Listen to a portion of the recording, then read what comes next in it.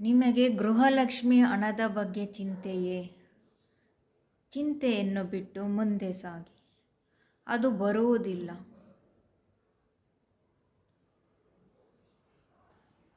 ಚಿಂತೆಯಿಂದ ಎದ್ದು ಹೊರಗೆ ಬನ್ನಿ.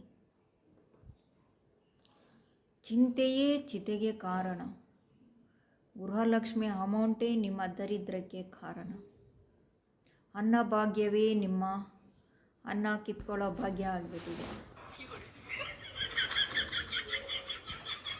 ಹಲೋ ಮಹಾಲಕ್ಷ್ಮಿ, ಇವತ್ತು ಗೃಹಲಕ್ಷ್ಮಿ ಹಣ ಬರುತ್ತಂತೆ, ಕಾಯ್ಕೊಂಡು ಕೂತಿರು. ಮೊನ್ನೆ 3 ತಿಂಗಳ ಮುಂಚೆ ಹೇಳಿದ್ರು 4,000 ಜಮಾ ಮಾಡ್ತೀನಿ ಅಂತ. ಲಾಸ್ಟ್ ಮಂತ್ ಹೇಳಿದ್ರು 4,000 ಜಮಾ ಮಾಡ್ತೀವಿ ಅಂತ. ವರಲಕ್ಷ್ಮಿ ಹಬ್ಬಕ್ಕೂ ಹೇಳಿದ್ರು. ಇವಾಗ ಮತ್ತೆ ಶುರು. ದಸರಾ ಹಬ್ಬಕ್ಕೆ ಗೃಹಲಕ್ಷ್ಮಿ ಹಣ ಬಿಡುಗಡೆ 6,000 ರೂಪಾಯಿ. 8ನೇ ತಾರೀಕು 9ನೇ ತಾರೀಕು ಅಕ್ಟೋಬರ್. ನೀವು ಚೆಕ್ ಮಾಡ್ಕೊಳ್ಳಿ ಅಂತ ವಿಡಿಯೋಗಳನ್ನ ಬಿಟ್ಟಿದ್ದೆ. ಚೆಕ್ ಮಾಡ್ಕೊಳ್ಳಿ, ಬಂದಿದೆಯೇನೋ. ಗೃಹಲಕ್ಷ್ಮಿ, ನೀನು ಮಹಾಲಕ್ಷ್ಮಿ, ನಿಮಗೆ ಗೃಹಲಕ್ಷ್ಮಿ ಬಂದಿದೆಯೇನೋ ಚೆಕ್ ಮಾಡ್ಕೊಂಡು ನೀನೊಂದು ವಿಡಿಯೋ ಬಿಡು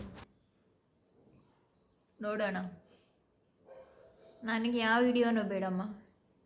ನನಗೆ ಯಾವ ಗೃಹಲಕ್ಷ್ಮಿನೂ ಬರಲ್ಲ, ಯಾವ ಮಹಾಲಕ್ಷ್ಮಿನೂ ಬರಲ್ಲ ಅನ್ನೋದು ಚೆನ್ನಾಗಿ ಗೊತ್ತು. ನೆಕ್ಸ್ಟ್ ಕೊಡ್ತಾರೆ ದೀಪಾವಳಿಗೆ ಗೃಹಲಕ್ಷ್ಮಿ ಹಣ ಬಿಡುಗಡೆ. ದೀಪಾವಳಿ ಆದಮೇಲೆ ಕ್ರಿಸ್ಮಸ್ಗೆ ಒಂದೇ ಸಾರಿ 5 ಕಂತಿನ ಹಣ ಗೃಹಲಕ್ಷ್ಮಿ ಬಿಡುಗಡೆ ಅಂತ ಬಿಡ್ತಾರೆ. ನನಗಿರೋ ಮಹಾಲಕ್ಷ್ಮಿ ಗೃಹಲಕ್ಷ್ಮಿಗಳೇ ಸಾಕು.